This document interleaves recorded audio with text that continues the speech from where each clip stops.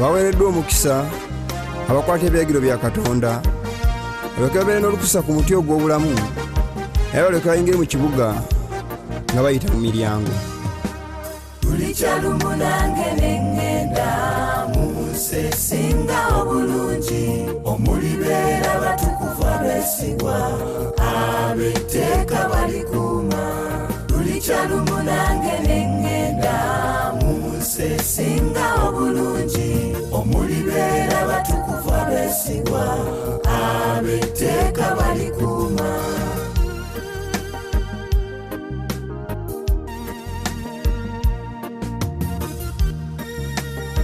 Word of Prophecy Ministry. Waliwo abanyumirwa ebitendeke mbw'etteeka lyakoma beerabidde mu Yesu bye yayogera ky'etteeka sajja okulidibya. Buli kyalumu nange n'eŋŋenda mu nsi esinga obulungi omulibeera abatukuvu abeesigwa ab'etteeka balikuuma. Ensi ewubaala era esaanuuka, ettaka liggwamu amaanyi era lisaanuuka. Abantu abagulumivu ab'ensi baggwamu amaanyi, era ensi esiigiddwako empitambi wansi bagituulamu, kubanga basobezza etteeka ne bawanyisa ekiragiro ne bamenya endagaano etaliggwaawo. Ekikolimo kye kivudde kiri ensi, n'abo bagituulamu gulabise nga gubasinze. Abatuula mu nsi kyebava bookebwa, abantu ne basigalamu batono.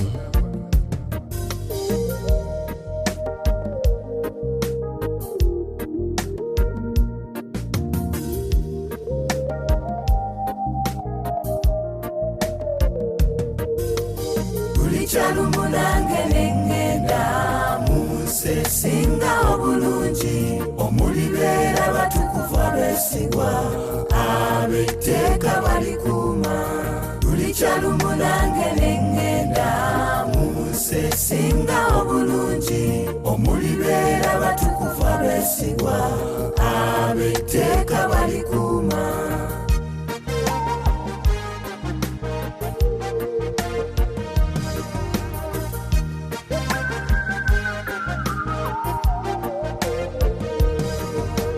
Waliwo abeeyunidde ensi eno balowooza esinga obulungi beerabidde mu Pawulo bye yayogera ky'eby'omuwendo Yesu bye yategeka.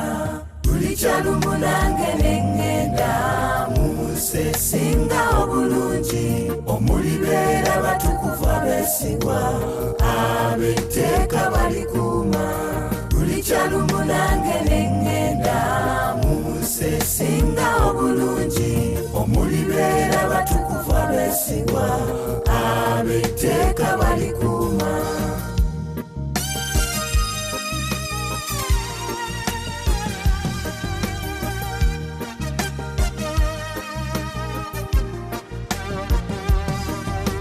Sabiiti ya Satane bagidibaga bateekawo sandala obujeemu. Wakimanyi olinda ky'okuzukuka olabula enseera enjeemu. Buli kyalumu nange n'eŋŋenda mu nsi esinga obulungi omulibeera abatukuvu abeesigwa ab'etteeka balikuuma. Buli kyalumu nange n'eŋŋenda mu nsi esinga obulungi omulibeera abatukuvu abeesigwa ab'etteeka balikuuma.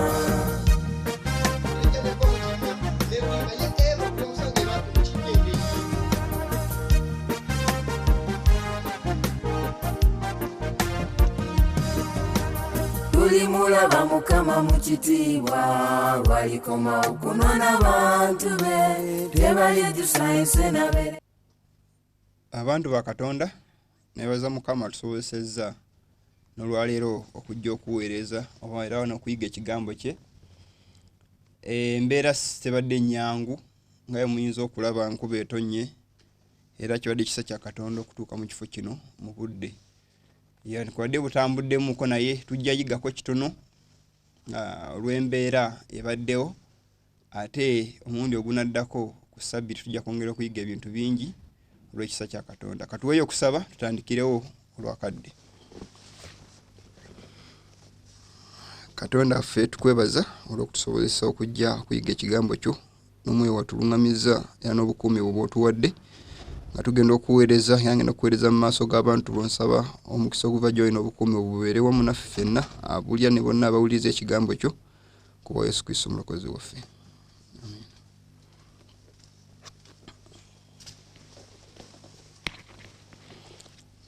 Mpozi abantu ba Katonda nga nabasuubiza omundi oguwedde olw'embeera y'obudde nti ebadde etutawanyizaamu tugenda kufunayo ekigambo kitono nnyo ate ebiseera bisigadde nja kuba nga mbawayo amasimu mu dakiika nga 2 mubuuze ebibuuzo nga mwali mutandise abaali babuuziza ebibuuzo ate n'ennyiriri ezimu ezitawaanya abantu tujja zikoonako abantu basobole okuba nga bategeera Bayibuli bulungi erekerawo kuba nga baginyoolanyola. Akantu ke njagala okusoosaawo katono nnyo mukawulirize nja kusaba tutandike bwe tuti bakateekeko tukawulirize.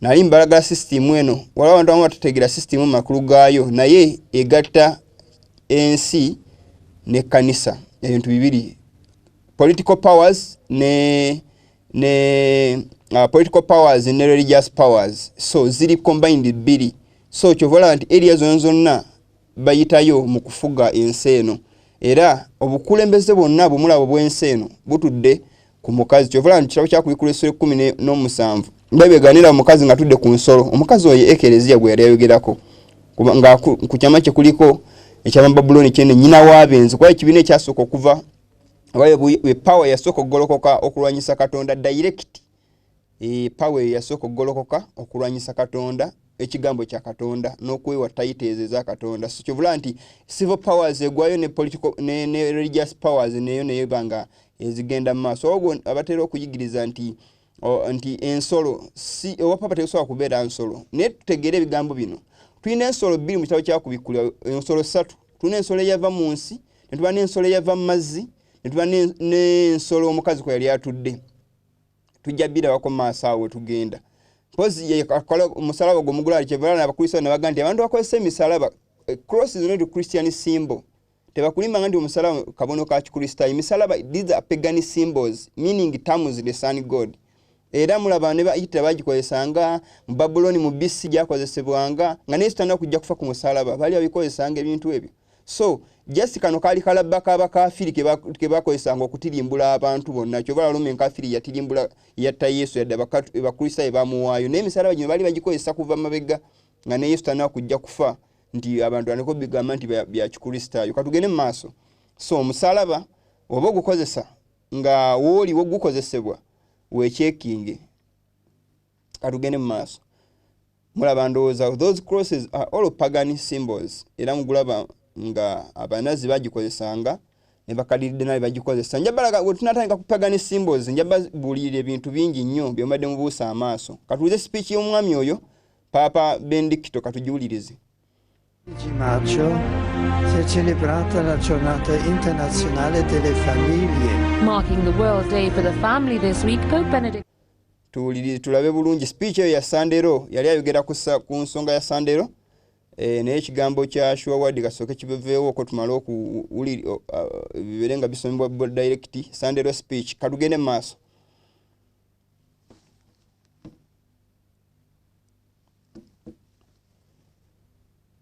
Due questioni strettamente connesse. in comments following his Wednesday lesson on prayer and the life of the early church. The Holy Father said, work should not hinder the family but rather support and unite it. helping it to be open to life and to enter into a relationship with both society and within the church. Holy Father also hoped that Sunday, the Lord's Day, and Holy Father also hoped that Sunday, the Lord's Day, and Holy Father also hoped that Sunday, the Lord's Day, and our weekly celebration of his resurrection will be a day of rest and an opportunity to strengthen family bonds. Much. Thank you. Americans have always... Tukomye ku screen tulabe ebigambo bino. Ebigambo edde mu katambi ako mbiwulidde omukyalo oyo ng'ayogera vuno ebigambo bya papa gandi Sunday will be a rest day and it is a Lord's day. Baganda bange tebakulimba nti Bible inawe eraga nti Sunday it is the Lord's day. Muwulidde ebigambo ebyo nti egenda kuba ne system. In fact waliwo ebiwandiiko bingi nnyo maaso bye tujja okusoma wemba olwakadde ngeri gye kala Katonda tujja njabbi bayitira mu buyitizi mu bufunze nye ku Saturday ngenda bawo ebintu bingi nnyo about Sunday ro nabize bibaawo n'amawulire newspapers nagadde siga wano Uganda naye gazze gafulumya ebintu ebyo mu America wa manga mangi aga Bulaaya. Sunday rene enyomebwa kye kintu ky'oyinza ogamba omuntu n'akiyita ekyokusaga ekyokuzannya nga babatunuliza microchip gye bafokasinzeeko okubabuzaabuza okubajja ku mulamwa ne microchip eno justice zimu ku means ze bajja okukozesa ne immunization okugema nako vaccine ezo za bulabe era temukkiriza vaccine ezo kubanga mugema kubanga ebintu bya kutirimbula abantu golo z'ebintu ebyo eza coronavirus buli eriye mulimu yonna ye bagamba nti batuleetera waneno mu amawanga gaffe aga Afirika n'abazungu bennyini bali ebintu bino babyeraliikiridde bennyini ababeera mu mawanga gaabwe. So coronavirus banoonya vaccine naye kyannaku nnyo nti ne bannaddiini nabo bennyini nnyo babandibadde balabula abantu ku Akabonero eno bonna basa kimu. Naye Sunday eno nja bategeeza nti byonna nayedde bibiri mini zonna bazikozesa naye the real point, the real issue ensonga enkulu mu kino it is enforcement of the Sunday law. Yeri in pipeline yeri behind the scene zebakwekisa ekikokolo ky'okubanga bayamba abantu babajjanjaba balumirirwa olw'obuzibu n'obulabe bwe bayitamu naye kino kirala nnyo baganda bange nebagamba gambye political power eri mabega wa coronavirus ne Sandero yemu institutinga Sandero mu 321 AD ne 538 AD paka Napoleon bwe yajjawo obwa papa mu 1798 era abantu omuntu omu yampandikidde nanganizo Napoleon kitegeeza muzira wange kubanga Napoleon yajjawo obwa papa no Napoleon tebijjawo ku basis ya kubanga yali alumirwa ekigambo kya Katonda nedda yajjawo just lwa interest ze era just kyatukiza bunabbi mukambo yogera mu kyawatadani kyakubikweso 13 ensolo yafuna ekiwundo ekyokufa ne maana ewona naye nga sigandi Napoleon yalwanirira Katonda nedda Napoleon yali atuukiriza bigendererwa bye naye akubanga kyayimiriza power eyo nesooka ewumulamu eva usome sura Bible ganti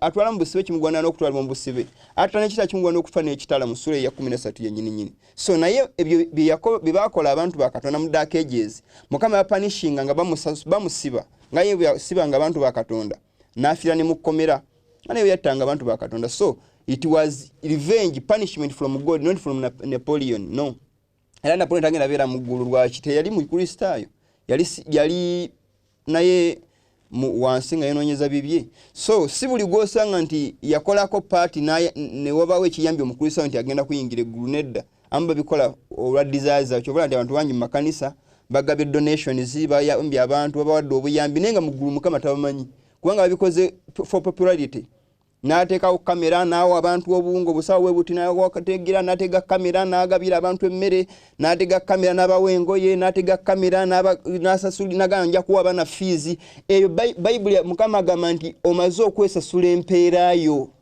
okweyanika n'okweteeka ku TV bakulabe nga bw'oyamba omaze okusasula empeerayo mukama si bwatyo bwakola Bible egamba nti omukono gwo ogwaddiyo gugaba ogwakono tegumanya amakulu nti gaba kuva ku mutima kuyamba so si kubanga bandabe buli oyagala bakulaba oba togabye oba wenoonyeza bitiibwa byo oba wenoonyeza popularity yo kugamba fame kulaba era senga tewaba kamera abantu bangi tebasobola kugaba kuwa muntu kintu nga tewali mukamera mtunuza mu kamera tasobola kuwa yadde empeke y'omuceere mu bweti tasobola yadde okuwa egirasi y'amazzi naye nga mtunuza mu kamera zeno kuwa akawumbi ka sente kubanga ayagala popularity ayagala kumulaba kumusiima kumwogerako baganda bangeze empera muba muze wadde naye awo nga nvuddewo mulidde nga bagamba nti the Lord is day kamaleka bolugana kule ne mukyalo kyakubikwa tutegeere Lord's Day eriwa awo nomba konedeo katone nje nagenda ku Saturday Sabbath ejja nga nsima ensonga eno njabalaga bintu bingi nnyo ne banadini bangi abegattire mu nkola ya Sunday eno okulaba nga bajja enforcing ne wankwadde balaga nti ate bapreaching against Sunday nenga bali in harmony na gamba atya mu Revelation chapter 1 verse 10 agamba bwati Yokana yukuchinga pati mwagamba nti I was in the spirit on the Lord's day and I heard behind me a great voice of a trumpet. Nali mwoyo kunakulwa Mukama nempulira nyuma nga edobozi ngeri ekondere. Baganda bange, what is the Lord's day in the Bible? Wano Yokana yogedde Lord's day. Papa atugambye nti Lord's day is Sunday. Era nga tulabe enforcement we yagala oteekebwawo ne katulabe what is the Lord's day in the Bible? Tugende mu Isaiah 58. Abantu abalimba ne katulabe Bible amazima wegali tetuyinza kulimbibwa nga Bible Mukama yagiwandiisa okutubikula amaaso. Lord's day in the Bible, Isaiah chapter 58 verse 12 wengene okuva kubanga wakulu nnyo. Isaiah 58 verse 12 wala bigambo ebikulu nnyo bengene otandika nabyo. Erero ntwalabe rutimbe kubimalayo. Mune tunakumakaawe ekikulu kasamba nga tegeezeza ebigambo bineno. Muleme okubangira kutya amasimu mu dakika ne zinaba 2 njogereko namwe baganda banga bawuliza era ne bannyinaze tulabe ebigambo bineno. 58 onyirwa 12 agamba bwati and they that shall be of thee abali baba Mukama oba abekanisa ya Katonda shall build the old west places bali zimbe bife byedde byayononebwa shall raise up the foundation of many generations bajeze misingi egy'emirembe mingi and thou shalt be called the repairer of the breach. Nti naba ba Mukama bakola omulimu gwa Mukama ogw'amazima bajja yitibwa abazibi ba bituli the restorer of paths to dwell in. Abazibe bamakubo ag'okutuulamu abazibe ebituli ebyakuba mu tteeka lya Katonda bateekawo Sunday ekicupuli kya Sabbiiti olunaku lwa ttamu za Katonda njuba. Abaziba makuba agedda enkola za Katonda ez'amazima ez'okusinza bagenda okulwana okulanga bazizaawo the true Protestantism, not this so-called Protestantism which is keeping Sunday and in harmony with the purpose. So that is only Protestantism. Christianity, true Christianity, enokubeera ngeri against apostasy. Ne Christianity bangeri in apostasy. That is anti-Christianity, anti-Christ. Baganda bange ndegambye bagamba nga sibya kusaaga. Era sina kye noonya ku muntu nti nkubuli ebigambo by'obulimba nti nkufune muno. Walirodde okubitwala oba bitabitwala. Ninze nkubulya bwatu bayogera Mukama. Bw'obanga oyagala binaakusanyusa kyusa TV. Naye obanga oyagala mazima yongera otuyinge ite n'abalala bategeera mazima. So si kukubuudisa kubuzaabuza. Bannabbi bangi bagolokosebwa buli enjiri eno bagezaawo kubuli obunnabbi bwa Daniel kubikula. Baganda bange omuntu akuuma Sunday nga mind ye erimu nti Yesu yatununula simanyi tuli mu kisa simanyi Sunday biki simanyi Sabiti Mukama gikumi omuntu atasobola kuba na mind na mwoyo wa Katonda asobola mulungamya kubulya Revelation Daniel. Ebintu birina okubanga bibuli omuntu alina mind Katonda nga akulungamya. Nyo bango ina okedde ku makyo maze kulya mmere yo ofunye emitwalo gya 5 n'okuba ekibati kye kanisa n'okunganya no tangira no zingiza no gamba nti nange kati Mukama yebazibwe no yigo okusaba bikibinga no ganda naye kwangwe kubikuliwa mbikule ne Daniel no yogera tosobola kutegera Bible. Mujja sigalanga mwe okubendo omutomera mukwa temwina kimanyi kyekola. Munansonyezo okuba ngosiza mu bigambo ebiringange ebyobusungu naye I'm sorry. Naye ennaku ennuma olw'abantu bavayo okubulya Bible nenga bagikyamya. Bantu bangi babula. Bannange muzanyira ku myoyo gy'abantu eternal life. Abantu bajjako obulamu bwabwe butaggwaawo nga mubabuzaabuza mubateeka mu bitaliimu. Mukama ajja bazikiriza. Bannabbi bangi bagolokose emisege mingi mu ddiba ly'endiga. Naye Mukama ajja kubookya omuliro. Kino nkyogeranga nti Katonda.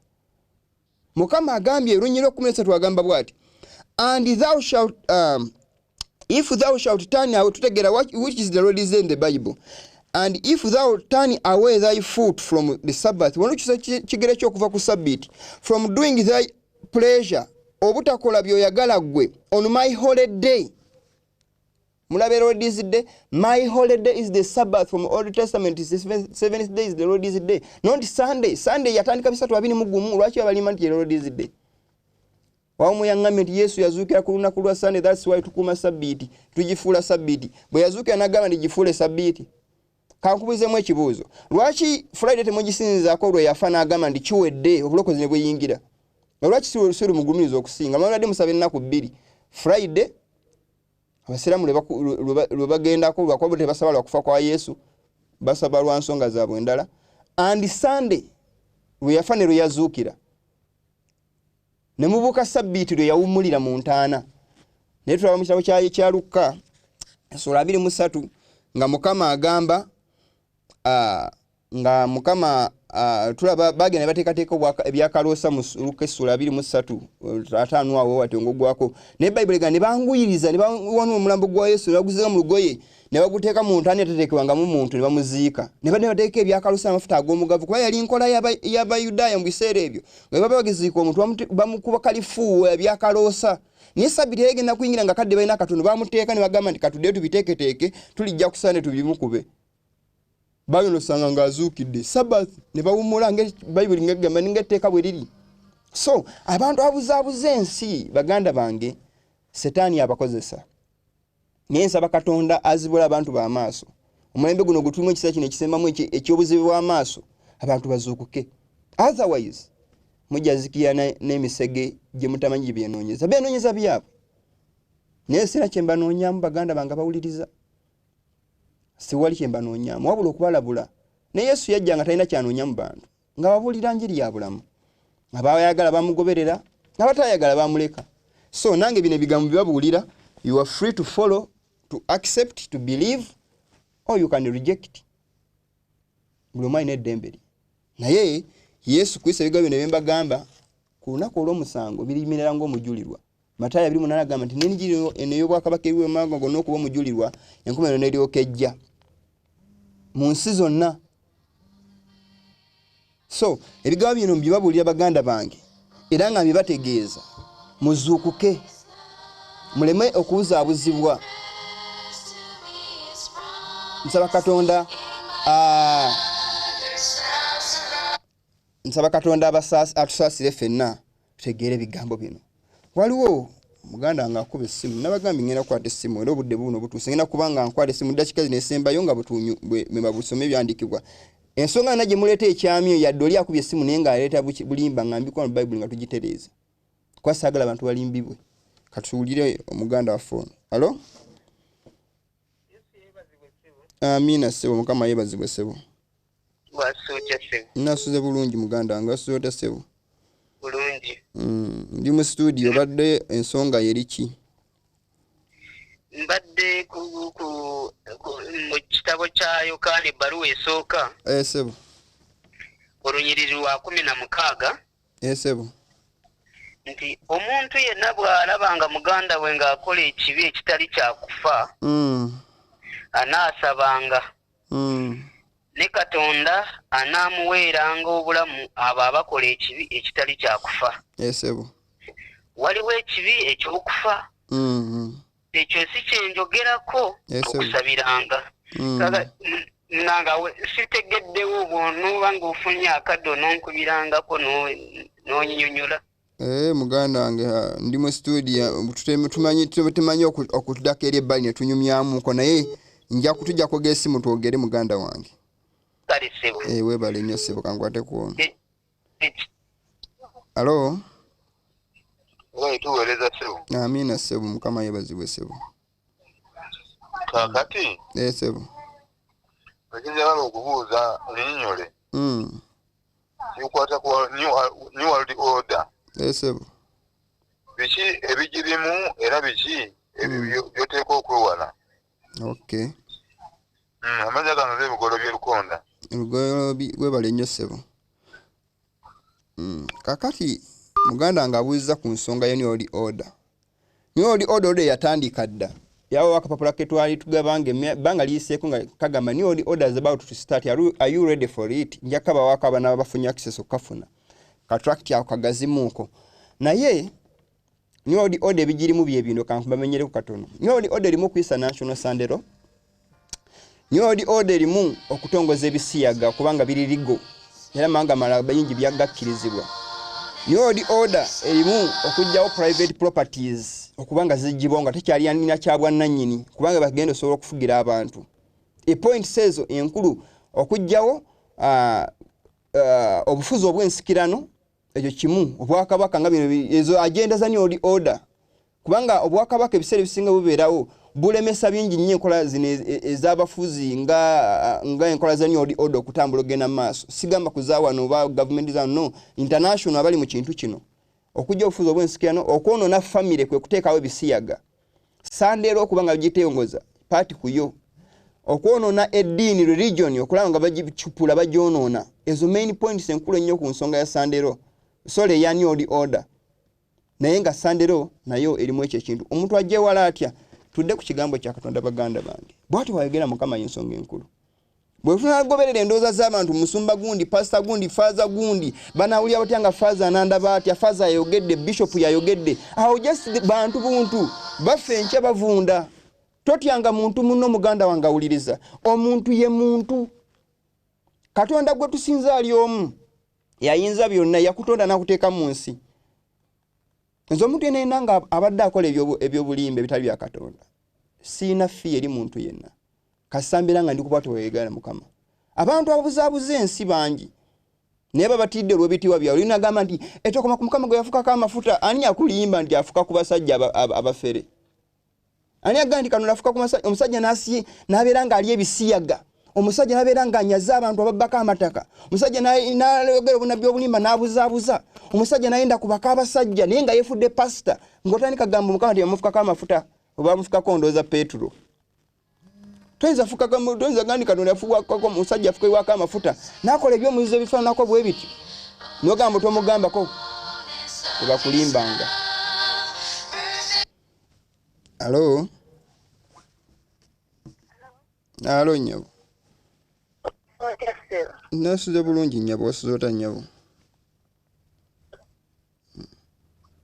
nze ekibuuzo njagala jja otunyonyole ku mazzi abantu bangi bakozesa amazzi naye nga balaga nti nno mbu kya bwa Katonda mbu Katonda simanya yagamba mukozesa amazzi simanya omusaayi simanya neki ekirala kati mbu bagakozesa kati simanya amazzi kituufu galina okukozesebwa oba amazzi ag'omukisa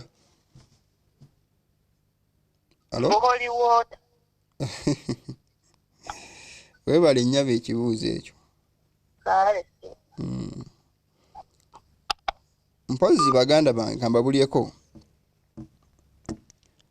Setaani tasaaga Setaani mugezi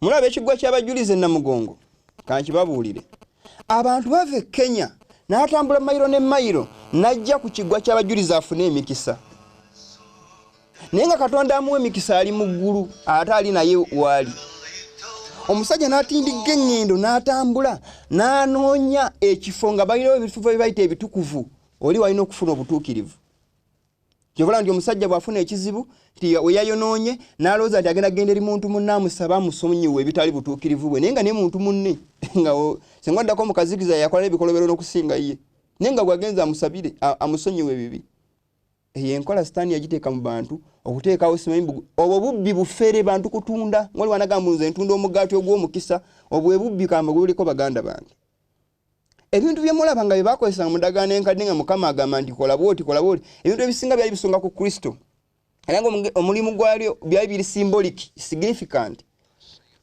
naye bwe tudda mu bifo bino bye tulimu b'endagaano enkadde kiseera kino kye tulimu abantu abasinga batwasinze material things worshipinga nature okusinga Katonda yatonda obutonde basinze ebitonde okusinga Katonda mufo kya Katonda olina kyobola nti osanga omusajja yabagiza ekifaananyi kye n'akituuma nti gwe Yosefu n'afukamira n'asinza n'atunda bumba n'ategama nti mune gwe Maria gwe yazaala Yesu n'afukamira n'asinza ne basobola omutambuza n'ekyalo kyonna ne district yonna ne kamera zikwata n'omuntu n'akutuuka wali n'avunnama n'agamba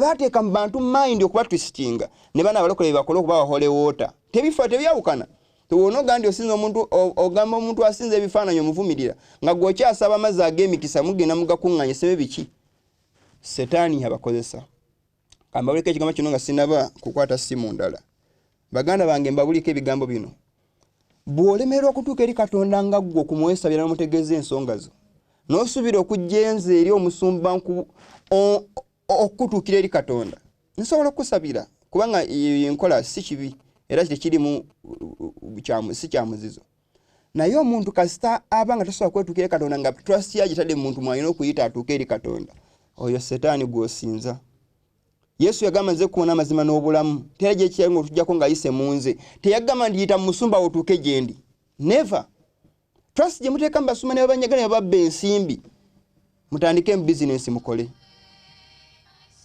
mu kanisa onaku zo kimu kya 10% so si kuyoola nsigo mbu onfunye obukadde mukaaga bw'oba ng'oyagadde okugira nga jasi kuwa buwagira bugizi mulimu nga jasi kivudde ku ntwe y'omudigo nga teyagambye nti nsiga nsigo just for the support it's okay niyo ganti ngusiga ensigo olyoka ofune obwe bufere bwe mbagambako baganda bange kankwate simu eno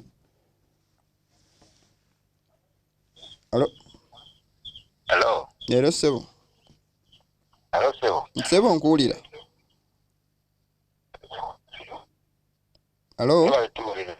kale muganda wange naye webale kuwuliriza mu sebo amanya alisa kimpi Richard buli lukya ebisaabala kibiri sebo biwanvu naye mukuluddeko mukulu Richard time agenze nekansome ku message eno message zino message eziweerezeddwa njaleka yakadde nsome messages alo sebo songa gyebale kale muganda wange gyebaleko sebo kakati njagala otutangazeemu ku kyamafuta ekyo amafuta ge basiiga amafuta ag'omukisa kale kale muganda wange neza nnyo sebo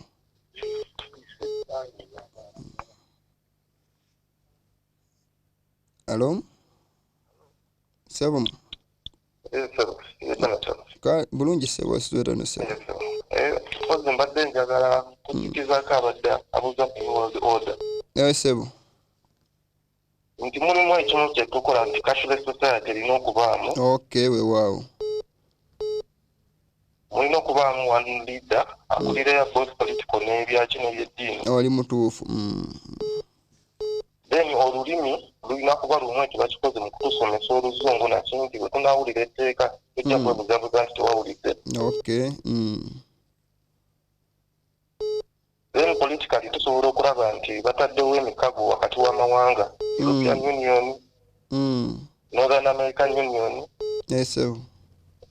African Union then Latin America oba South American Union ezo ekyo Asian egatta amawanga ga Buwarabu East African zonna bwe zityo ebyo byonna era nali mbagamba nti bw'okulaba nti mu kugatta okuba tulaga nti Uganda bwe yali ayagala okubeera ekimu ku East African Community babagamba bayiga oluzungu era abasomesa baffe ne bagendayo so that was ebyo bimu ku biriwo kati ebiraga nga bwe kiri mu European Union mwana weekiri ne Parliament weeri olukola etteeka erisukka ku lyaki ku lya gavumenti sebo muganda wange neyanza nnyo neyanza mukama akuwa omukisa omukulu Sennyomo nkweyanziza mukama akuwa omukisa muganda wange oyo bigambo ebyagedde bituufu mubiwulidde bannange alo sebo kali muganda wange gyebaliko sebo kakati bagasaba kuntangazaamu sebo lwaki eddiini ya okusinziira okubangikane lwaki tebabanga lwaki babayita abaprotestanti ku saidi endala ekyo sebo ndowooza kyokka ekyo sebo nkali balenye sebo kakati baganda bange kambaulike ebigambo bino ekanisa Anglican yadde bakitwala nti Protestant naye Anglican kanisa yawukana na Bukatuliki waliwo ejawukana ezabatuukamu nga bana kankose ekigambo ekyo ne baawukana naye nga amakanisa agali amaprotestant agamazima waliwo ekanisa yitibwa Methodist, Baptist, Congregationalist, Lutheran n'amalala gonna amakanisa ago gasituka abasajja bayitibwa bali former abaza obujja obujeemu ekezia bwe lyebitambuliza abantu emyaka mingi nasituka ne opposition gye bayita true protestantism eyokuwakanya enkola z'obukatuliki naye basituka n'enkola ezo bambi bo batuuka ne bavaawo nga bafudde baalikanga batambuza mu maaso organization oba ebibiina ebyo bali batambise emigendo gye bali bakulembedde nga bakyali balamu nga tebanakubatirimmbula bambi ate bakuŋŋanya erazi zaabwe ne bazifula into creeds kubanga mukama yali abawadde omukisa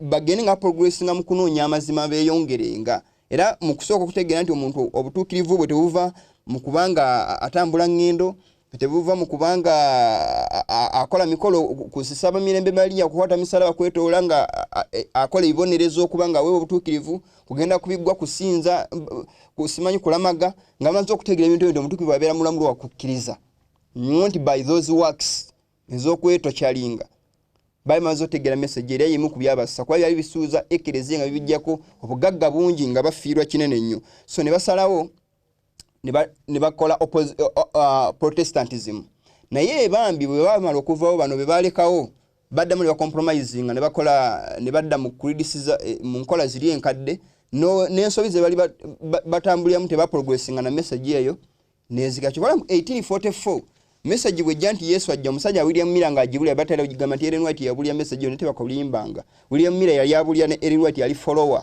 kuba yali mwana wa mwaka nga 17 awo naye nga babulya nti Yesu ajja mu 1844 n'atajja mukama kuddamu n'awa abantu e message mu bujjufu from 1844 era omugendo Adventist movement abaali balinda mu 1844 ne ba Sabbath keepers abaliwo mu biseera ebyo naye nga tebali popular mu bantu nga bali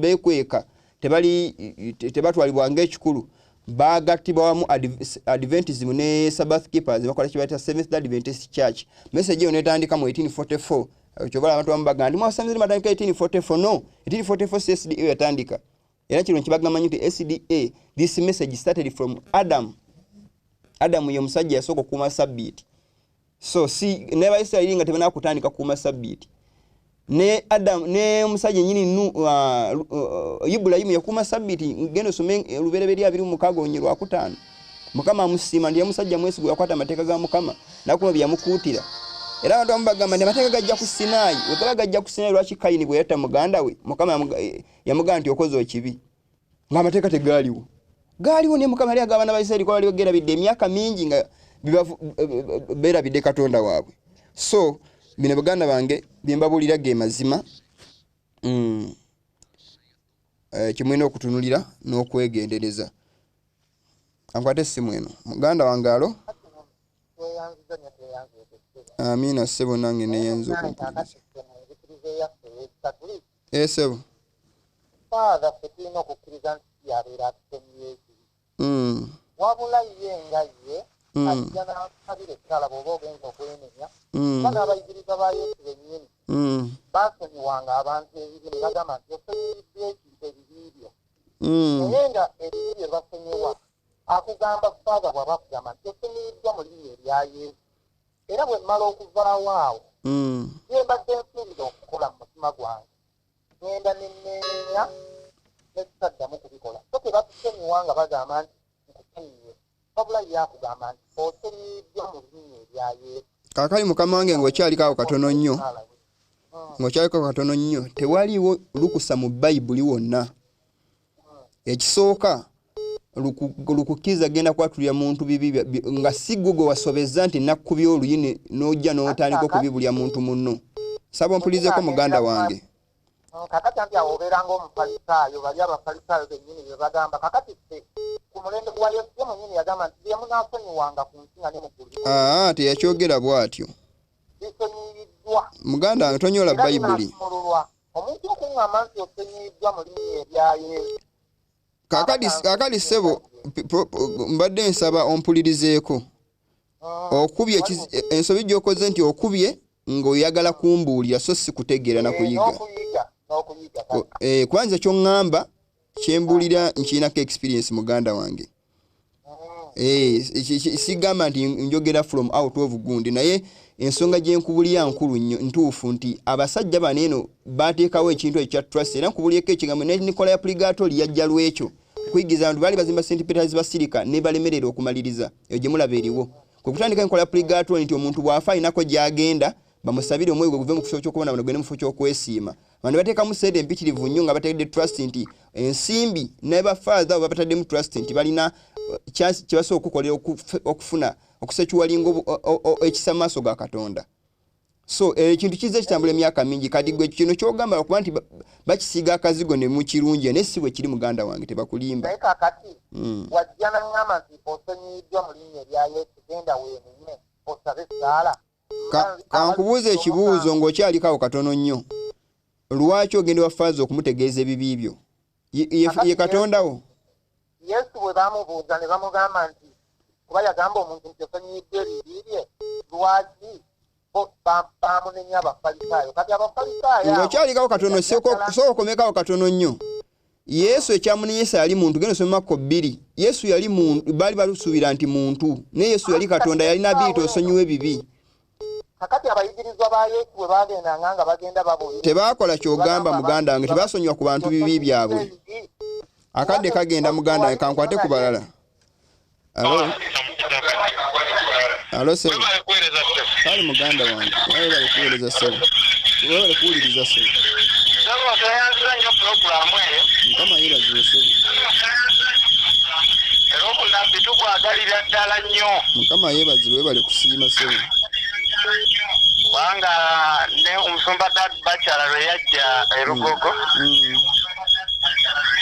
abantu kisaawe kyajjula abantu bajjira ddala bangi naye twanguye kakadde kampeddeko muganda wange kakati kyembadde mbuuza sebo sebo nti ebyaliwo mu kiseera kya dark ages biyinza okudda mu mulembe guno si kuyinza bigenda kudda era ebisembedde ebyengedde amateeka gano kasagana anyoomebwa bashapinga kali bamanyiza abantu lockdown bagenda oteekawo sandero n'ebirala byonna agenda zonna zebateekawo nga abantu bakkiziganya nazo kuba abantu tebaagala stress kantu ekigambo ekyo weebale nnyo ssebo weebale nnyo ddala ngasaamu nga ndi Namuyenje. Amiina tujja kwongera tunkubireko tunyumyemuuko Mukama abawo omukisa.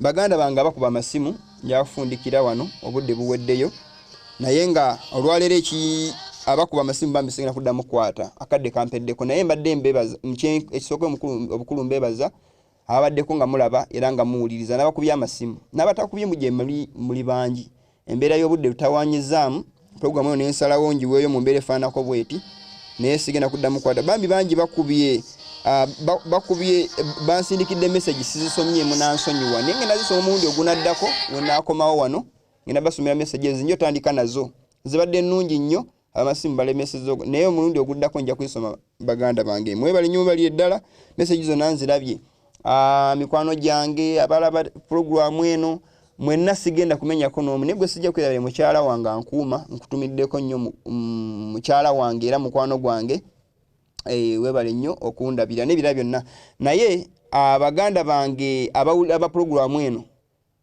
tugenda kuddamu ku Saturday ssaawa 10 mbadde nsaba muleme kusubwa mubeereeko abaagala owagira programu eno mugiwagire ekyali obuwagizi bwekyetaagisa ate era n'ababuuza ebibuuzo mba nvudde ku mukutu ku TV mukube essimu twongere twogeremu si kikulu nnyo kuyita ku TV naye tusobola n'okwogeramu ebbali ne mbuuza ebibuuzo n'abagezezaako followinga programu eno mbeebaza Mukama abawo omukisa mwanyinaze Olivia ebusiika sijja kwerabira nakwerabira omundi guline sijja kwerabira kutumako mu ngeri yanjawulo n'abala bambi temunyiiga mba mbeerabidde olw'embeera nti obudde mba na butono Mukama abawo omukisa mubeere bulungi katuwuliziganye omundi ogunaddako. Sure Word of Prophecy Ministry. Sure Word of Prophecy Ministry. Baweereddwa omukisa abakwata ebiragiro bya Katonda balyoke babeere n'olukusa ku muti ogw'obulamu era balyoke bayingire mu kibuga nga bayita mu miryango buli kyalumu nange neŋŋenda mu nsi esinga obulungi omulibeera batukuvu abeesigwa ab'etteeka balikuuma buli kyalumu nange neŋŋenda mu nsi esinga obulungi omulibeera batukuvu abeesigwa ab'etteeka balikuuma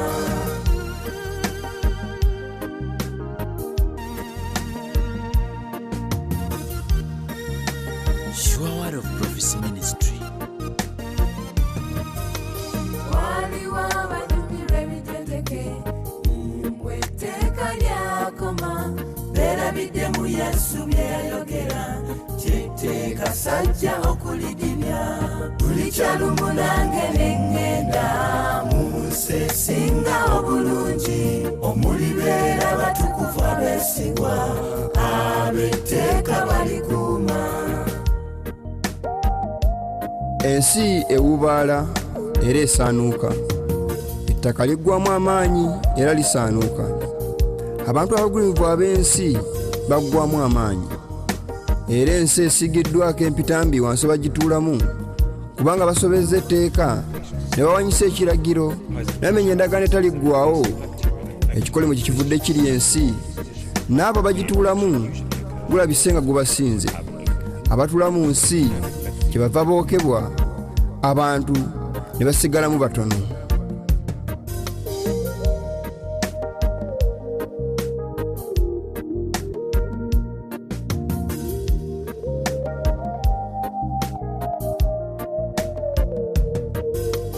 buli kyalumu nange neŋŋenda mu nsi esinga obulungi omulibeera batukuvu abeesigwa ab'etteeka balikuuma buli kyalumu nange neŋŋenda mu nsi esinga obulungi omulibeera batukuvu abeesigwa ab'etteeka balikuuma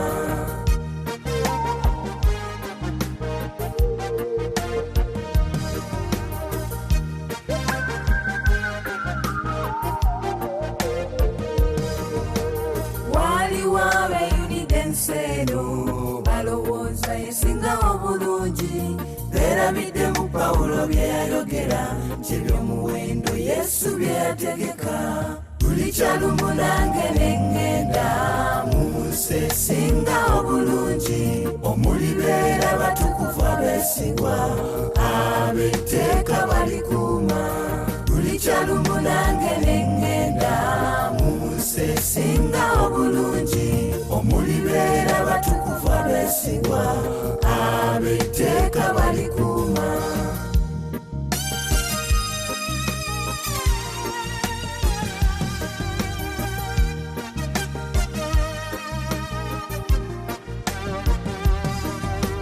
sabiiti ya satane bagidibaga bateekawo sanda lw'obujeemu wakimanyi olina ky'okuzukuka olabula enseera enjeemu buli kyalumu nange neŋŋenda mu nsi esinga obulungi omulibeera batukuvu empozi baganda bange mbadde nsiibudde naye n'akantu katono nnyo ke mbadde nerabidde mbadde nsaba okubasomera YouTube channel musubscribing emwa mugituuseeko era nayo kikulu nnyo ayagala atasoodde gikwata osobola okunsindikira message n'ogimbuuza mu gundi mu text message oba ku WhatsApp n'onsindikira ku namba ezo n'ogimbuuza YouTube channel eyo naye nga YouTube channel ono eri Sure Word of Prophecy Ministry UG at with POGM USA Sure Word of Prophecy Ministry YouTube channel eyo era ng'ekigambo ekyo mukirabo ekyo bwe kiri UG with POGM USA bw'onaaba kikulemye okukwasa obulungi ekozesa contacts ezo n'onkubira oba n'osindika ku WhatsApp ngenda kubaako mu kisaawe kiseera ekinaddako nja kubanga nkudirectinga bulungi nnyo ku channel eyo osobola okulaba nga ofunako ebigambo mukama abawo omukisa mwebale nnyo mwebali eddala ab'etteeka balikuuma buli kyalumu nange neŋŋenda mu musesinga obulungi omulibeera batukuvu abeesigwa ab'etteeka balikuuma.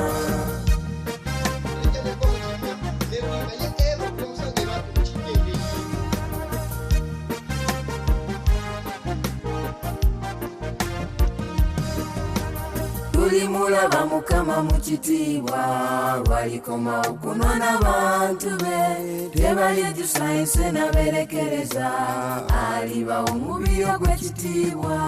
Tulikyalumu nange n'eŋŋenda mu musesinga obulungi omulibeera batukuvu abeesigwa ab'etteeka balikuuma.